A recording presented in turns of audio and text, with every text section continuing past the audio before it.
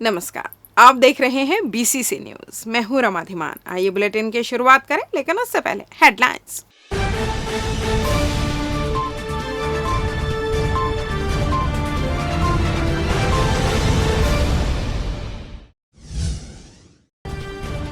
जिला मुख्यालय की दूरी बनी परेशानी की वजह, सख्ती रहा विरोध में बंद।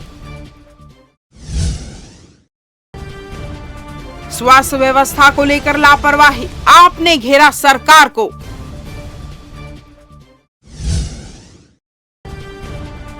शहर की होनहार छात्रा की हत्या, दोस्त पर शक।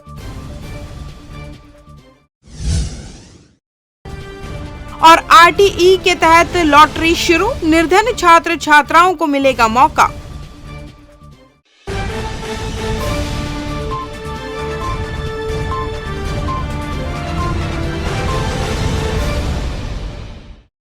हेडलाइंस के बाद खबरें विस्तार से।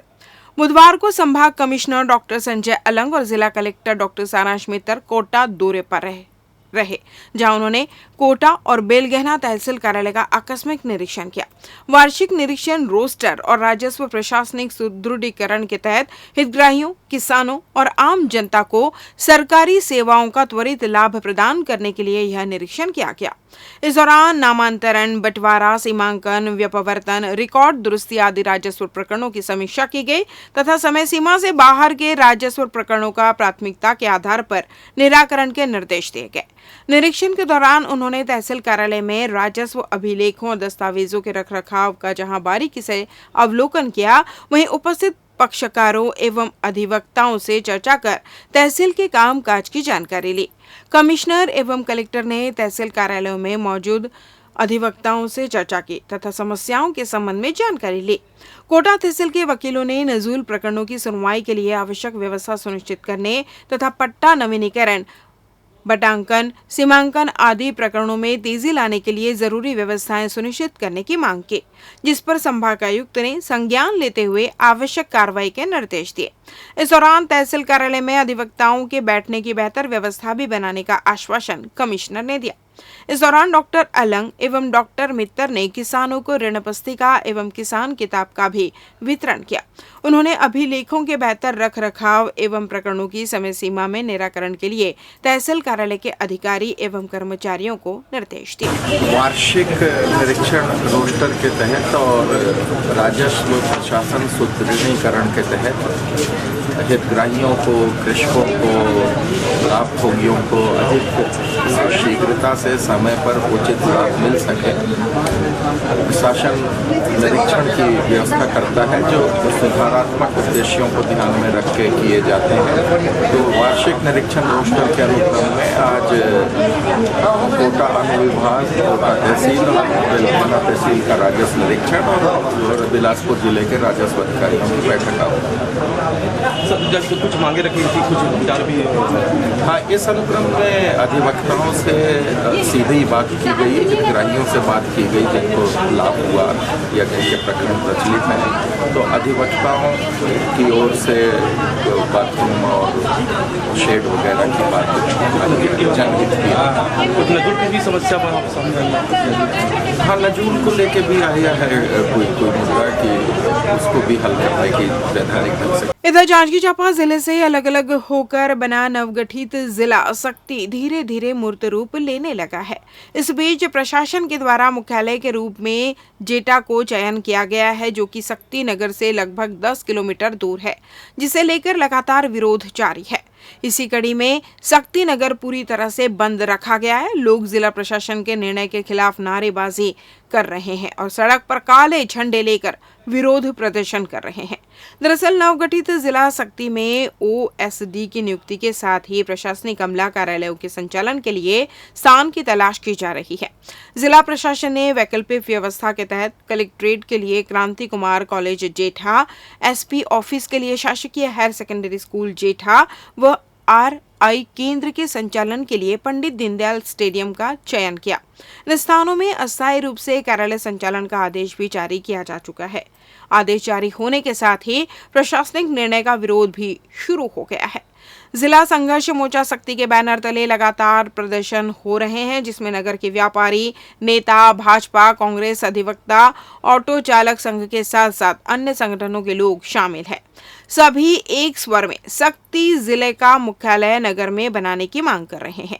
आज इसी कड़ी में शक्ति नगर पूरी तरह से बंद रखा गया है। लोग जिला प्रशासन के निर्णय के खिलाफ नारेबाजी कर रहे हैं और सड़क पर काले झंडे लेकर विरोध प्रदर्शन कर रहे हैं। शक्ति जिला मुख्यालय को लेकर यह आंदोलन है।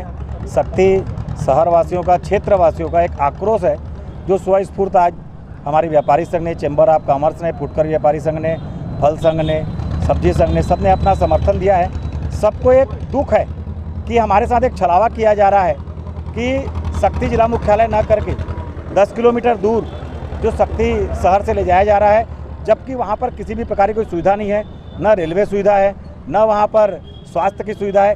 किस दृष्टिकोण से उस जगह पर ले जाया जा रहा है, यह हमारी समझ से परे है। वहाँ पर 2 बिल्डिंगें हैं अभी वर्तमान में। शक्ति में हमारे पास 22 बिल्डिंगें तैयार हैं, पर पता नहीं प्रशासनिक अधिकारी क्यों जिद पर अड़े हुए हैं कि हम जिला मुख्यालय जेठा में ही बनाएंगे। ये हमारी समझ से परे है। ये नेताओं का खेल है या अधिकारियों का, ये तो जनता नहीं जानती, पर जनता अपने आंदोलन करने के लिए बाध्य रहेगी। जब तक शक्ति जिला मुख्यालय शक्ति शहर में नहीं आएगा, तब तक हमारी ये मांग चलती रहेगी, हमारा आंदोलन चलता रहेगा। जिला मुख्यालय शक्ति से बाहर जिसके द्वारा भी किया गया है और प्रशासन की हठधर्मिता, उसके विरोध में शक्ति नगर के लोगों ने अपना विरोध जताया है और आगे भी आंदोलन जारी रहेगा। मान के चलिए, जिला शक्ति घोषित किया गया तो मुख्यालय भी शक्ति होना चाहिए, नहीं तो हमको इस जिले का कोई जरूरत ही नहीं है। मान के चलिए, जहाँ जिला घोषित किया गया वहाँ जिला घोषित करें लोग। यदि शक्ति को किया गया है तो मुख्यालय शक्ति होना चाहिए, ये हमारी पहली मांग है, पहला शर्त। यदि नहीं किया गया तो प्रशासन को चेताने के लिए हम ये पहला शुरुआत आंदोलन है। आगे अभी तो ये लड़ाई है, आगे और लड़ाई है। बिल्हा में फैले फूड पॉइजनिंग के मामले के बाद स्वास्थ्य विभाग का अमला हरकत में आ गया है। इसके मद्देनजर इन दिनों सीएमएचओ डॉक्टर प्रमोद महाजन सभी ब्लॉक के सामुदायिक स्वास्थ्य केंद्र में औचक निरीक्षण कर रहे हैं। इसी कड़ी में गुरुवार को रतनपुर सामुदायिक स्वास्थ्य केंद्र का निरीक्षण करने सीएमएचओ डॉक्टर प्रमोद महाजन पहुंचे, जहां उन्होंने उपस्थित पंजी का अवलोकन किया, कर्मचारियों के बारे में जानकारी ली। उन्होंने बताया कि अस्पताल में फार्मासिस्ट की कमी है। पहले यहां फार्मासिस्ट थे, लेकिन उनका देहांत हो गया, जिसके बाद से ही यहां समस्या हो रही है।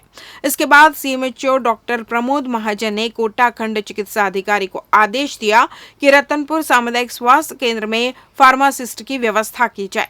इसके साथ ही डॉक्टर महाजन ने वार्डों का निरीक्षण किया और मरीजों से उपचार संबंधी जानकारी लेकर आवश्यक दिशा निर्देश दिए। छत्तीसगढ़ के बिलासपुर की 17 साल की स्टूडेंट की राजस्थान के कोटा में किडनैप कर हत्या कर दी गई। छात्रा कोटा में 12वीं की पढ़ाई के साथ ही नीट की तैयारी कर रही थी। 1 माह पहले ही उसने दाखिला लिया था। वो 3 दिन से लापता थी। फिर उसका शव कोटा डैम के पास जंगल में मिला, जहां छात्रा के सिर को पत्थर से कुचलकर हत्या की गई है। मिली जानकारी के अनुसार छात्रा की दोस्ती ऑनलाइन गेम के माध्यम से गुजरात के एक युवक से हुई थी। युवक 3 दिन पहले उससे मिलने पहुंचा और घुमाने के बहाने ले गया। युवक को गांधीनगर से हिरासत में ले लिया गया है। पुलिस उससे पूछताछ कर रही है। आपको बता दें, बिलासपुर के यदुनंदन नगर में रहने वाले परिवार की इकलौती बड़ी बेटी सेंट फ्रांसिस स्कूल की छात्रा थी। यहां 11वीं कक्षा तक पढ़ाई करने के बाद वो मेडिकल की तैयारी करने के लिए राजस्थान के कोटा गई थी। पिता ने 25 अप्रैल को कोटा के न्यू राजीव गांधी नगर स्थित हॉस्टल में रहने की व्यवस्था की थी और एलन इंस्टीट्यूट में दाखिला दिलाया गया। छात्रा 6 जून को हॉस्टल से कोचिंग जाने की बात कहकर निकली थी। छात्रा कोचिंग भी गई थी, लेकिन हॉस्टल नहीं लौटी। इससे परेशान होकर पिता अपने और अन्य रिश्तेदारों को लेकर कोटा पहुंचे। वहां उन्होंने जवाहर नगर थाने में सूचना दी। इसके बाद पुलिस छात्रा की तलाश में जुट गई थी। इधर इस पूरे मामले में स्थानीय पुलिस ने आरोपी के खिलाफ मामला दर्ज कर जांच में जुटी हुई है। गुरुवार को बिल्हा के ग्राम देव किरारी में फैले फूड पॉइजनिंग मामले में आम आदमी पार्टी ने प्रेस कॉन्फ्रेंस कर स्वास्थ्य केंद्रों में फैली अव्यवस्था के संबंध में जानकारी दी।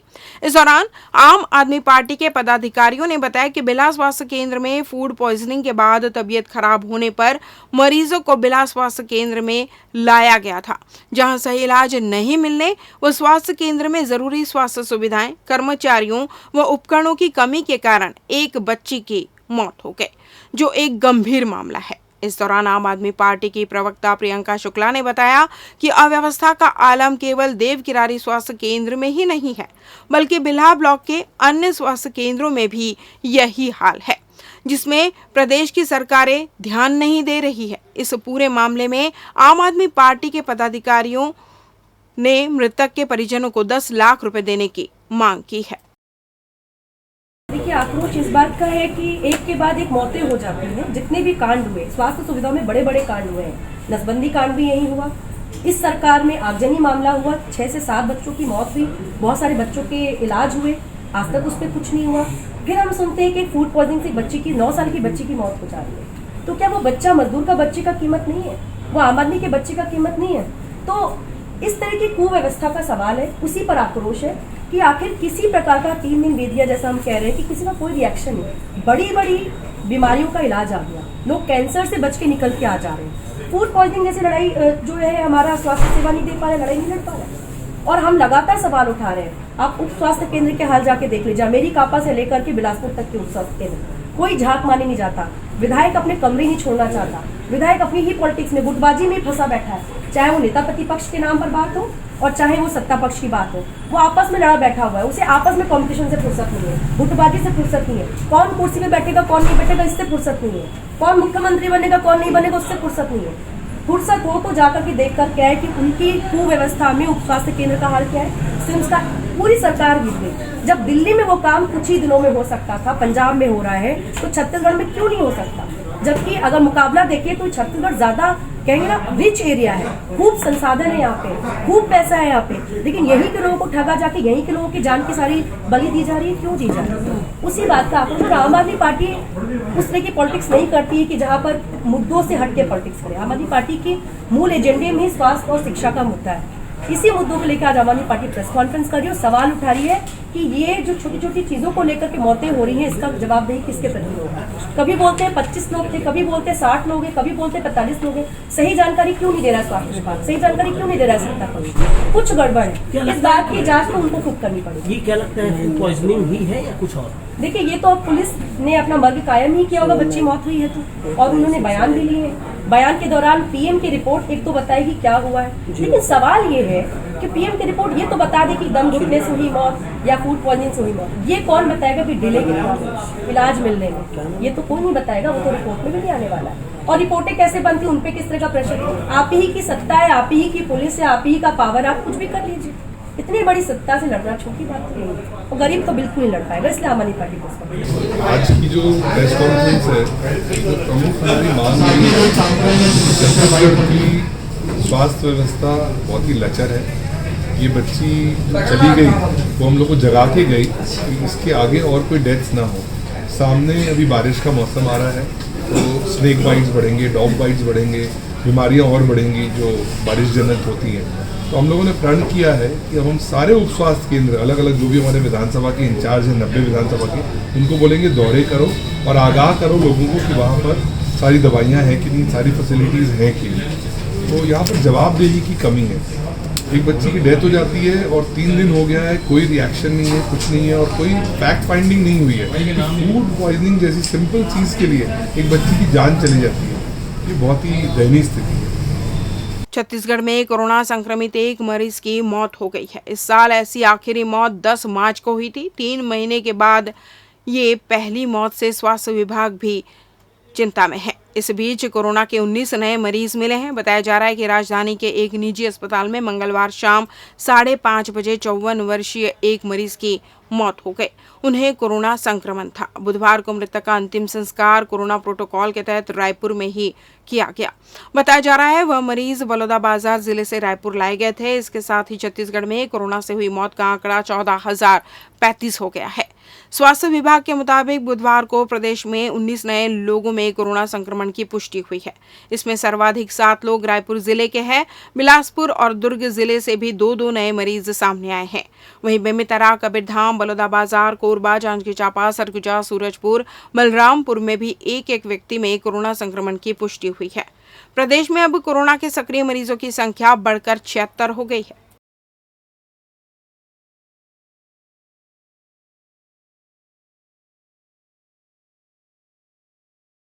अखिल भारतीय विकलांग चेतना परिषद एवं प्रयास प्रकाशन बिलासपुर के संयुक्त तत्वाधान में 11 और 12 जून को विकलांग विमर्श पर केंद्रित 9वीं राष्ट्रीय संगोष्ठी एवं परिषद का राष्ट्रीय अधिवेशन गीता देवी रामचंद्र अग्रवाल अस्पताल अनुसंधान एवं निःशुल्क सेवा केंद्र सीपत रोड, कोनी बाईपास, मोपका, बिलासपुर में होने जा रहा है, जिसमें देश भर से प्राध्यापक, साहित्यकार, शिक्षाविद, शोधार्थी एवं समाज सेवी जुटेंगे। तमाम जानकारियां गुरुवार को बिलासपुर प्रेस क्लब में अखिल भारतीय विकलांग चेतना परिषद के पदाधिकारियों ने दी। इस दौरान पदाधिकारियों ने बताया कि इस अवसर पर अखिल भारतीय स्तर के प्रतिनिधियों को न्यायमूर्ति गौतम चौरडिया, न्यायाधीश उच्च न्यायालय छत्तीसगढ़ और न्यायमूर्ति चंद्रभूषण वाजपेयी, अध्यक्ष छत्तीसगढ़ राज्य उपभोक्ता विवाद प्रतितोष रायपुर द्वारा सम्मानित किया जाएगा।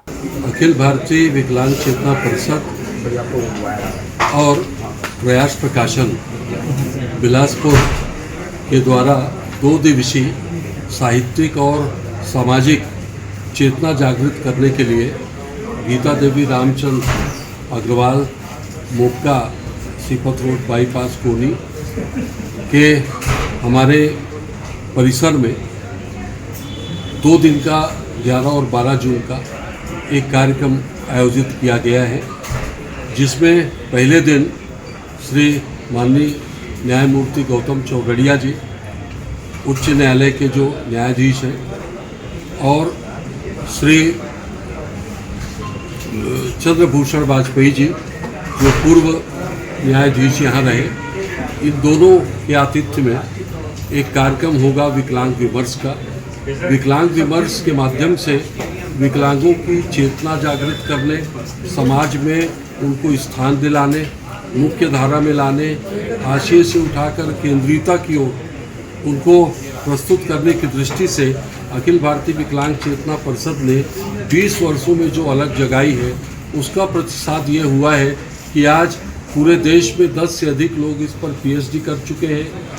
यूनिवर्सिटी में ये कोर्स में पाठ्यक्रम में भी चली गई है और हम यहाँ पे लोगों को बुला के 8 हमारे जो राष्ट्रीय और अंतर्राष्ट्रीय संगोष्ठी हो चुके हैं, 9वीं राष्ट्रीय संगोष्ठी में हम एक संदेश देना चाहते हैं कि साहित्य के माध्यम से समाज को किस तरह जागृत करना चाहिए।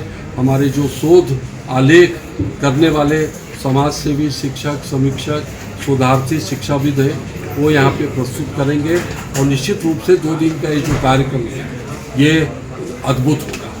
इसके अलावा दूसरे दिन राष्ट्रीय अधिवेशन सामान्य सभा, इस अखिल भारतीय विकलांग चेतना परिषद की 22वीं ये अधिवेशन की सभा होगी। इसमें आदरणीय रजनीश सिंह जी जो बेलतरा के विधायक हैं, उनके मुख्य आतिथ्य में ये कार्यक्रम संपादित होगा। इसमें जो पूरे साल भर की गतिविधियां हैं, लगभग हमारे देश में 3 दर्जन से अधिक हमारी समितियां हैं जो सक्रिय हैं और विकलांगता के क्षेत्र में कार्य करती हैं, वो भी आएंगी। और हमारे रायपुर का जो केंद्रीय कार्यालय है प्रांतीय, वो भी यहाँ पे सम्मिलित होगा और जितनी भी समितियां हैं। लेते हैं एक छोटा सा ब्रेक। पिछले 17 वर्षों से रियल एस्टेट के क्षेत्र में दे रहे हैं अपनी सेवाएं और लगातार शहर की जनता को एक नई लिविंग लाइफस्टाइल। अपने कार्यों एवं सेवाओं के माध्यम से लाखों लोगों के उम्मीदों को दिया है आकार। इसलिए जिले में ही नहीं पूरे प्रदेश में इनकी पहचान है बरकरार। आपके सपनों के घर को हकीकत में बदल कर है दिखाना, इसलिए आपके लिए लेकर आए हैं भाटी आशिया।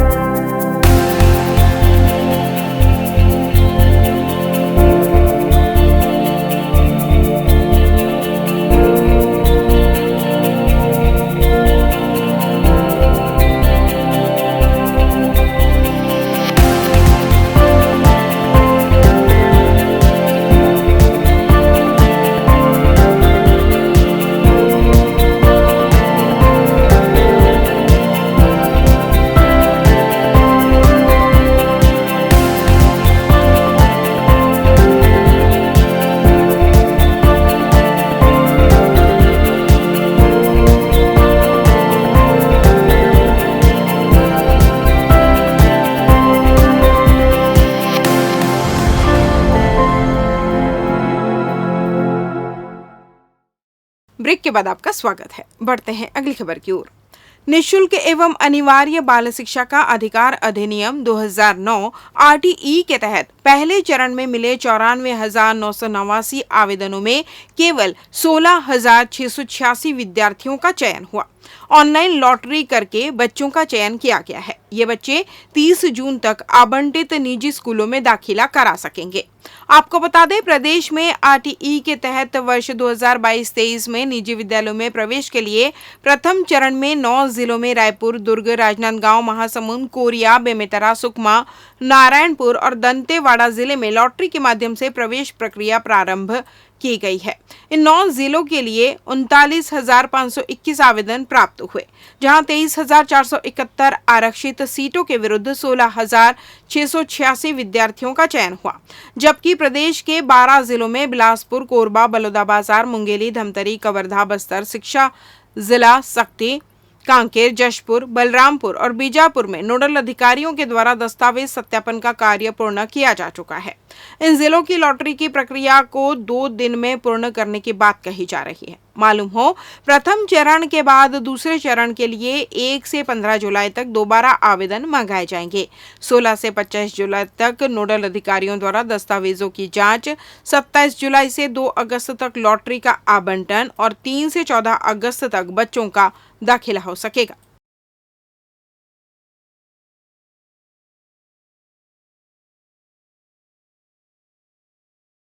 इधर जांजगीर चांपा जिले के जिला हॉस्टल जांजगीर में बलात्कार के मामले में सजा काट रहा विचाराधीन बंदी प्रहरी को चकमा देकर फरार हो गया, जिसके बाद प्रहरी को तत्काल प्रभाव से निलंबित कर दिया गया है।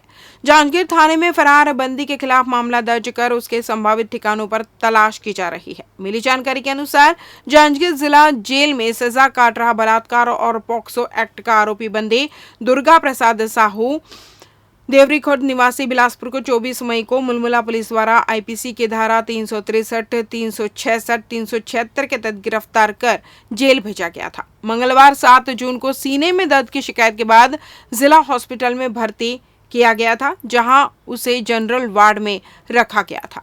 7 जून की रात करीब 12 बजे बंदी दुर्गा प्रसाद ने प्रहरी सोनू साहू से कहा कि उसे हथकड़ी चुभ रही है, थोड़ा ढीला कर दे। काफी अनुरोध पर प्रहरी ने हथकड़ी ढीली कर दी, जिसके बाद बंदी दुर्गा प्रसाद ने प्रहरी सोनू साहू से दवाई खाने के लिए पानी लाने की गुजारिश की, जिस पर प्रहरी पानी लाने गया। इसी बीच मौका देखकर बंदी दुर्गा प्रसाद हथकड़ी से हाथ बाहर निकालकर फरार हो गया। वार्ड में मौजूद अन्य बंदी और मरीजों के परिजन उसे मना कर रहे थे, मगर वह नहीं माना। बंदी के भागते ही हॉस्पिटल में अफरा तफरी मच गई। हॉस्पिटल स्टाफ सहित अन्य लोगों ने उसे आसपास ढूंढा भी, मगर वो अंधेरे का फायदा उठाकर भाग निकला। देर रात रेलवे स्टेशन सहित आसपास तलाश की गई, मगर वो नहीं मिला, जिसके बाद जांजगीर थाने में बंदी के फरार होने की सूचना दी गई। जेलर DD टोंडर ने बताया कि फरार बंदी की सभी जगह तलाश जारी है, जल्द ही उसे गिरफ्तार कर लिया जाएगा। विचाराधीन बंदी दुर्गा प्रसाद साहू हमारे जेल में 376 पॉक्सो एक्ट के तहत 24 मई को निरुद्ध हुआ था। 7 तारीख को दोपहर में अचानक बंदी की सीने में तकलीफ की शिकायत हुई। इस कारण से बंदी को जिला अस्पताल उपचार के लिए भेजा गया था। जिला अस्पताल में चिकित्सकों द्वारा उपचार के लिए भर्ती किया गया था। उसी दिन रात्रि में 12 बजे विचाराधीन बंदी हमारे सिपाही, हमारे जेल प्रहरी को चकमा देकर फरार होने में सफल हो गया है। जैसे ही फरारी की सूचना मिली, विचाराधीन बंदी को अस्पताल में या रेलवे स्टेशन, बस स्टैंड में सर्च किया गया। अब वहाँ पर ना मिलने से अगले दिन सुबह पे विचाराधीन बंदी का जो गृह है देवरी खुर्द जिला बिलासपुर, वहाँ पर सर्च किया गया। अभी तक तो मिला नहीं है, पर जल्दी ही मिल जाएगा, हम जल्दी पकड़ लेंगे। क्योंकि फरारी की घटना हो गई है, तो प्रथम दृष्टव्य दोषी पाए जाने पर जेल प्रहरी श्री सोनू राम साहू को तत्काल प्रभाव से निलंबित किया गया है। फरार बंदी के विरुद्ध सिटी कोतवाली जांजगीर चांपा में धारा 224 भारतीय दंड विधान के तहत अपराध दर्ज किया गया है। IG रतनलाल डांगी ने रेंज के सभी जिलों में हो रही सड़क दुर्घटनाओं को रोकने के लिए यातायात प्रभारियों की समीक्षा बैठक ली। इस दौरान उन्होंने सीपत और रतनपुर रोड में होने वाले सड़क हादसों को रोकने के लिए कोल वॉशरी और औद्योगिक संस्थानों के प्रबंधकों की बैठक लेकर कार्य योजना बनाने के निर्देश दिए। आपको बता दें कि बैठक में जिन औद्योगिक संस्थान के वाहनों से एक से अधिक दुर्घटनाएं हुई है, ऐसे वाहन चालकों और वाहन की पहचान कर कारणों की जांच की जाएगी। साथ ही औद्योगिक संस्थान के साथ मिलकर वाहन चालकों का शारीरिक परीक्षण कराने के निर्देश आईजी रतनलाल डांगी ने दिए हैं। यदि अनफिट पाए जाते हैं तो उन्होंने संस्थान कुछ और काम देंगे। इसके साथ ही ढाबा और पेट्रोल पंप के पास बेतरतीब खड़े वाहनों पर कार्रवाई करने का आदेश भी दिया गया है।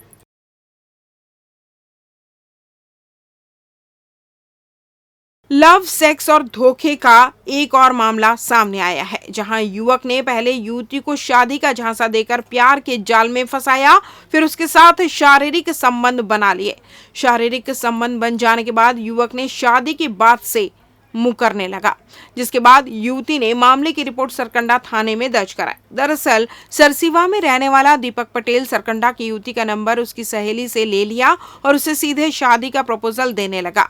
बातचीत के दौरान 15 नवंबर 2021 को दोनों ने मिलने का प्लान बनाया, जिसमें दीपक पटेल ने युवती के साथ शारीरिक संबंध बना लिए। उसके बाद वह युवती को इग्नोर करने लगा और शादी के बाद से मुकर गया। युवती की रिपोर्ट पर सरकंडा पुलिस ने मामला दर्ज कर दीपक पटेल को गिरफ्तार कर लिया है और जेल दाखिल कर दिया है। गांजा परिवहन करते 2 युवकों को रतनपुर पुलिस ने गिरफ्तार किया है। दरअसल पुलिस को सूचना मिली कि पेंड्रा से 2 युवक गांजा लेकर बिलासपुर की ओर आ रहे हैं, जिसे घेराबंदी कर रतनपुर पुलिस ने हिरासत में ले लिया। पेंड्रा के रहने वाले युवक स्कूटी में 5 किलो गांजा बिलासपुर बेचने आ रहे थे। गिरफ्तार किए गए युवक में उमाशंकर राठौर और दीपक मौर्को शामिल है। पुलिस ने दोनों युवकों के खिलाफ एनडीपीसी एक्ट के तहत कार्रवाई कर जेल दाखिल कर दिया है।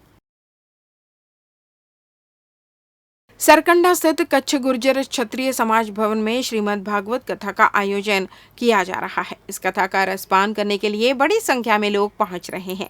बुधवार को रुक्मिणी विवाह का आयोजन किया गया। इस दौरान बड़े ही धूमधाम से बारात निकाली गई, जिसमें सभी श्रद्धालु बारात में शामिल हुए और झूम उठे।